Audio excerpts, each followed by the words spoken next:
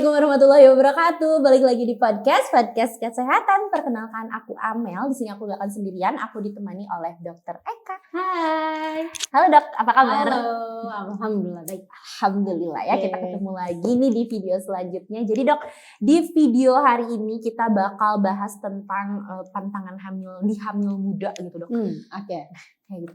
Nah dok, yang termasuk dan tergolong ke dalam hamil muda tuh trimester berapa ke berapa sih dok? Oke, jadi biasanya di trimester 1 di 0 minggu sampai 12 minggu. Kita sebut ini hamil muda ya. Oke, hamil muda itu oke. Hal apa, langsung aja nih ya dok ke pokok intiannya. Boleh. Hal-hal apa aja nih dok yang harus diwaspadai ketika kita hamil muda? Pada saat memasuki kehamilan muda gitu. Oke, nah jadi yang harus diwaspadai adalah satu, aktivitas kita.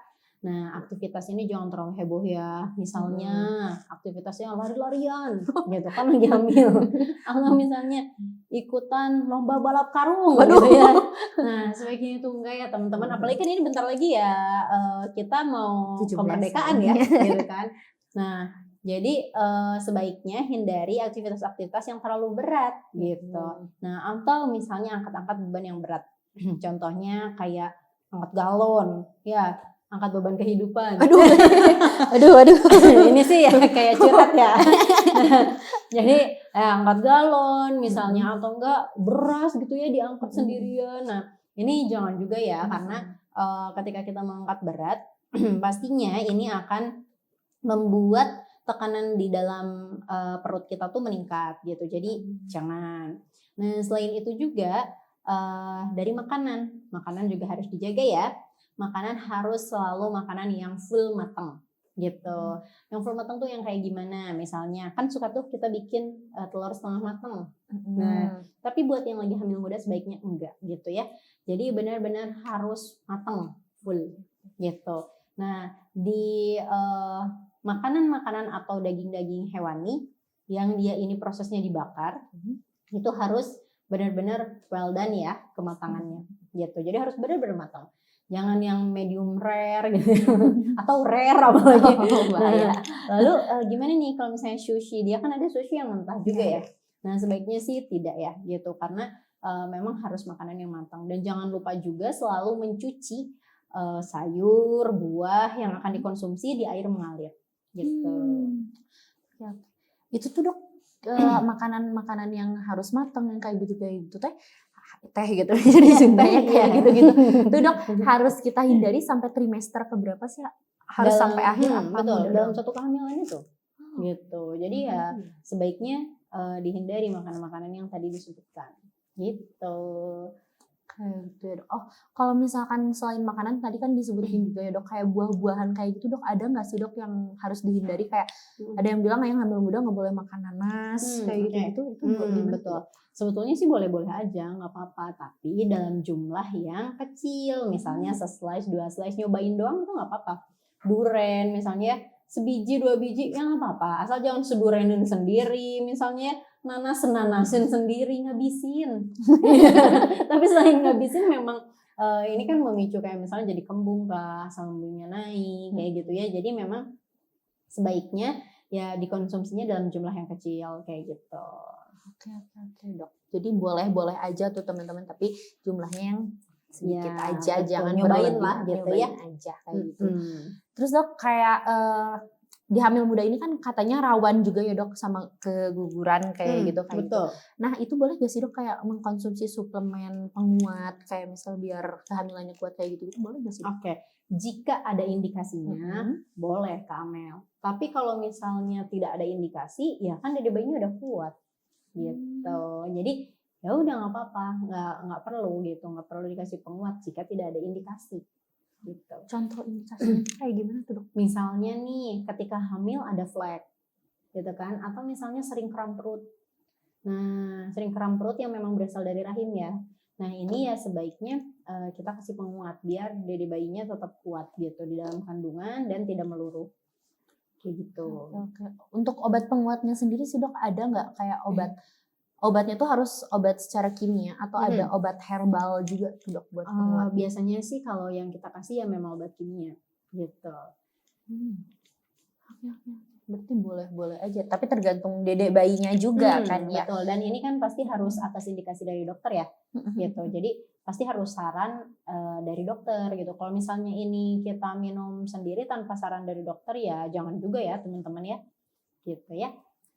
Oke dok, kayak kalau misal nih dok, kita tuh pas hamil muda, terus pas hamil muda itu kita kayak nauzubillah gitu ya, nggak sengaja gitu ada sebuah gejala yang ada indikasinya teh negatif kayak gitu, dok ada nggak sih dok cara buat menyelamatkannya lagi gitu? Kayak gimana ya? Misalnya apa tuh?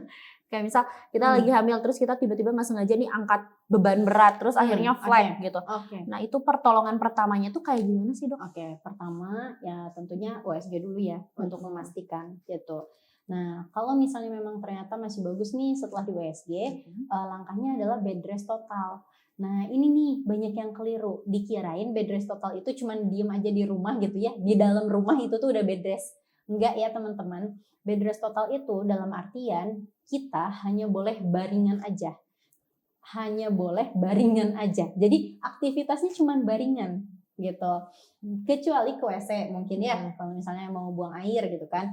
Nah, ya ini baru boleh. Tapi bahkan ada beberapa kondisi yang sampai ibunya juga ke WC nggak boleh gitu. Ini harus dipispot kayak gitu, itu ada gitu. Nah, sehingga kenapa sih? Karena ini untuk benar-benar menjaga biar tidak banyak guncangan gitu supaya diri bayi tetap bisa bertahan gitu. Nah, jadi yang paling penting adalah bed rest total. Dan tentunya ketika sudah di USG, dicek ke dokter, pasti dokter akan kasih penguat ya gitu dan suplemen-suplemen untuk ibu hamil. Nah, jadi yang paling penting adalah bed rest. Nah, jadi itu yang paling penting pada saat kita ingin mempertahankan kandungan ketika mulai ada indikasi-indikasi menuju gitu ya, menuju keguguran lah gitu kan, kayak gitu. Jadi pertolongan pertamanya ya harus ke dokter dulu ya dok betul, ya, betul. jangan harus dicekin dulu. Oke dok, kayak aku juga pengen punya pertanyaan karena kan saudara aku juga lagi hamil muda nih dok. Iya benar. Nah terus kayak gini dok, kalau misalkan nih karena dia kan naik motor nih sehari-harinya, itu kan otomatis pasti kena guncangan kayak gitu. Nah dok, untuk guncangan sendiri untuk orang hamil muda itu aman gak sih dok?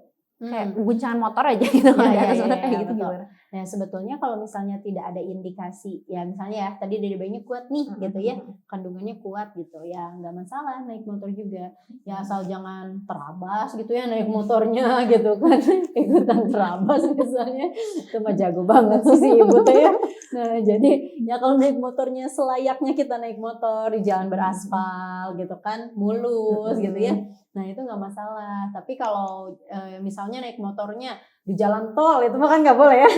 Itu mah udah beda konteksnya. Ada beda konsepnya itu. Oke. Jadi boleh-boleh aja ya dok ya, selagi boleh. diperhatikan untuk Betul. caranya gimana dan seperti apa. Oh dok ini ya. Iya. Dan saat hamil muda juga boleh nggak sih dok kayak berhubungan suami istri gitu? Oke, nah betul. Ini pertanyaan yang sangat bagus ya teman-teman, karena ternyata di luar sana banyak juga teman-teman kita yang belum tahu bahwa ketika berhubungan itu ada efeknya gitu. Nah jadi teman-teman yang lagi hamil muda sebetulnya boleh ya berhubungan, tapi dengan catatan sebaiknya menggunakan pengaman atau mohon maaf nih dikeluarinnya di luar. Oke, jadi outdoor gitu ya. Nah, atau teman-teman juga dan juga teman-teman melakukannya jangan terlalu heboh lah gitu ya. Maksudnya pelan-pelan aja, slow gitu kan. Nah, ini nggak masalah. Nah, kenapa? Karena pada sperma laki-laki dia mengandung prostaglandin namanya. Nah, prostaglandin ini bikin mulut rahim kita lunak. Kalau kena si prostaglandin. Nah, ketika lunak, dia itu akan mudah terjadi pembukaan gitu. Jadi kalau misalnya ngebuka, otomatis yang di dalam kandungan kita bisa meluru gitu kan. Nah itu sebetulnya biasanya ya ditandai dengan awalnya adanya flek itu kayak gitu. Nah jadi boleh, karena kan tetap ya laki-laki secara biologis ya memerlukan itu kan gitu. Nah tapi ada syarat dan ketentuan berlaku ya bapak-bapak sekalian.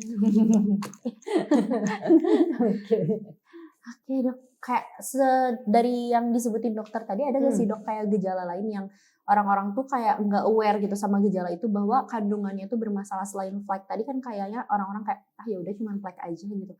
Ya udah yang betul. kayak hal-hal kecil kayak gitu tuh ada nggak sih dok yang sering diinin orang-orang? Kram perut sih. Jadi kram perut ini kadang ya, karena kan mungkin apalagi kalau wanita-wanita yang aktivitasnya tinggi nih, ketika ada nyeri dikit mah nggak akan dirasa lah gitu. Nah kadang kan ya udahlah nggak masalah. Nah padahal ketika lagi hamil itu tuh adalah sinyal buat tubuh kita. Bisa jadi kita kecapean, makanya kram perut. Atau misalnya bisa jadi kita tuh habis aktivitas yang tinggi gitu ya. Nah itu juga bisa jadi kram perut kayak gitu. Nah jadi kram perut ini memang jangan jangan sampai kita tidak aware gitu ya terhadap si kram perut, karena bisa jadi kram perut ini adalah kontraksi dari rahim kayak gitu.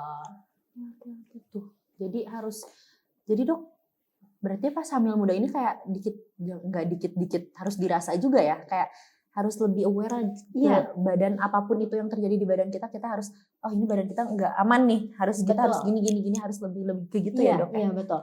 Karena tubuh tuh sebenarnya pintar banget sih, dia tuh canggih banget ya tubuh kita tuh, karena kan memang yang menciptakan tubuh kita adalah yang maha sempurna ya. Nah dan ketika terjadi sesuatu hal yang sebenarnya tubuh tuh ngerasa tidak baik-baik saja, tidak nyaman, tubuh kita akan memberikan suatu sinyal. Nah cuman kitanya nih sebagai manusianya ngeh nggak sih sama sinyal tubuh kita? Gitu. Kadang kita ya udahlah gitu. Ketika misalnya gini, ketika kita lapar, yang harus dilakukan adalah makan kan, bukan kerja kan. Nah itu sih hal kecil aja ya. Atau misalnya ketika kita udah malam nih, terus kita ngantuk, tapi kita banyak banget kerjaan gitu yang harus dikerjain. Sebenarnya kan yang harus dilakukan adalah tidur, bukan minum kopi biar gak ngantuk. Gitu loh. Nah, jadi tubuh kita tuh sebenarnya sangat-sangat canggih, luar biasa. Ketika ada sesuatu hal di dalam tubuh kita, dia akan memberikan suatu sinyal. Cuman sinyalnya yang harus kita tangkap dengan baik. Sama halnya di ibu hamil. Ketika terjadi misalnya, yang paling sering tuh ngilu gigi, ngilu tulang. Di ibu hamil itu banyak banget terjadilah gitu ya.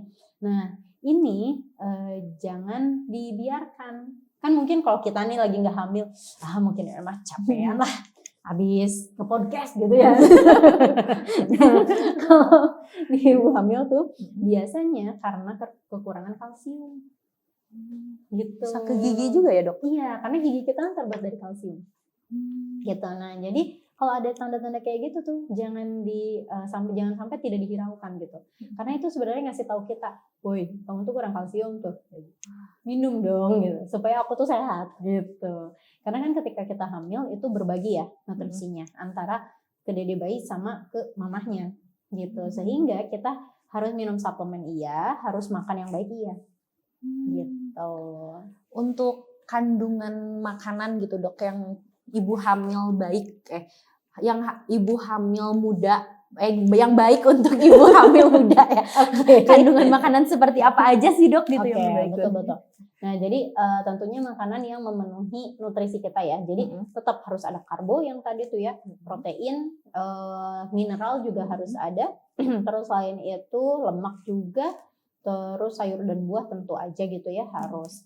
Nah yang diutamakan adalah ketika di trimester awal atau bahkan para perempuan yang sedang berusaha misalnya baru nikah nih, mau hamil nih gitu ya, itu minum asam folat gitu. Nah tujuannya adalah asam folat ini mencegah terjadinya neural tube defect. Neural tube defect itu di tulang punggung kita itu kan ada syaraf-syaraf ya. Nah kalau misalnya kekurangan asam folat bisa terjadi defek di sana atau bisa terjadi kerusakan gitu di janinnya. Nah, sehingga bagi para wanita-wanita muda yang hendak menikah atau misalnya yang lagi nyiapin undangannya, udah dilamar dan sebagainya, jangan lupa minum asam folat sejak dini gitu. Jadi pas lamaran juga dok. Iya, dan lamaran juga. Atau mulai dari deket-deket juga boleh lah asam folat.